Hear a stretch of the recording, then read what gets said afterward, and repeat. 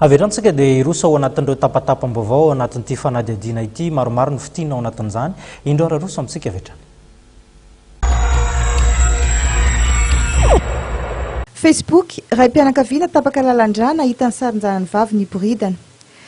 Raim-pianakaviana iray no maty tampoka tapaka lalan-dra raha nandefasan'olona ny sarin-janany vavy niboridana ao anaty Facebook.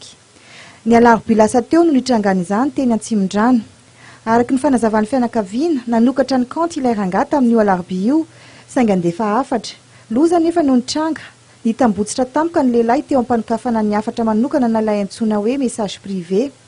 Iray izay nahitana sary anankitelo misy ny zanany vavy miboridana.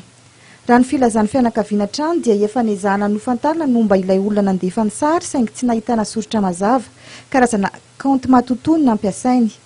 Ilay zanany vavy kosa rehefa nanontaniana ny momba ny zavan-tranga dia nandary nilaza fa mbola tsy naka sary miboridana ary koa tsy mahafantatra ny momba ilay olona tompony kanty nandefa ny sary. Lalam-pirenena faharoa kamiao mpitondra solika latsaka tany anaty antsana. Nitangorona niaraka tamin'ny bidon ny ponina. Kamiao lehibe mpitarika solika iray indray no tradoza ny latsaka tany anaty antsana. Teo amin'ny lalam-pirenena faharoa tao Marivoalavo omaly maraina manodidina ny tamin'ny 7 ora. Tsy nisy akory ny ainana fohy fa samy naratra avokoa ny mpamily sy ny mpanampy azy ary efa nalefa namonjy toeram-pitsaboana.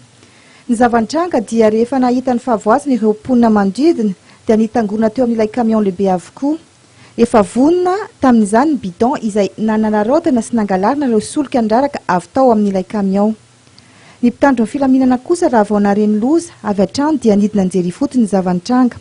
Hatreto dia mbola tsy fantatra mazava ny antony teraka ity loza ity. Nisokatra ny fanadihadiana sy ny fampitorana momba ny raharaha sy ny momba ireo solika very. Sipa, mpampianatra iray maty voakapa famaky. Lehilahy iray mpampianatra ao amin'ny EPP Ankazo Abokely no hita faty tany ivelan'ny tanàna. Tao Ankazo Abokely, distrika Amberoro, faritra Atsimo andrefana, ny alarobia lasa teo. Fantatra fa nisy namely famaky ny lohany ka maty tsy tradrano tamin'izany izy. Resaka vehivavy no antony namonoana azy. Tamin'ny fotoana nahafaty azy dia niaraka tamina tovovavy iray teny an-dalana ilay mpampianatra. Nifanena tamin'ny sipan'ilay tovovavy teo aloha izy roa. Tsy nazaka anjery ilay tovovavy niaraka tamin'ny hafa nefa ity voalohany ka avy hatrany dia namoaka famaky ary novelesiny tamin'izany ity rafiny. Nitsoaka ilay navandoza ary niafina. Nandeha ny fikarohany voasambotra ny alakamisy teo ilay navandoza ary notanana eny anivon'ny mpitandro filaminana ao an-toerana. Lalangina, olona enina nahatratrarana rongony. Araky ny vaovao farany dia olona enina no voasambotra tao amin'ny fokontany Ankidaona, distrika Lalangina, ny alakamisy lasa teo, ary efa nataony fizavana dia nahatratrarana rongony 12 fonosana tamin'izy ireo.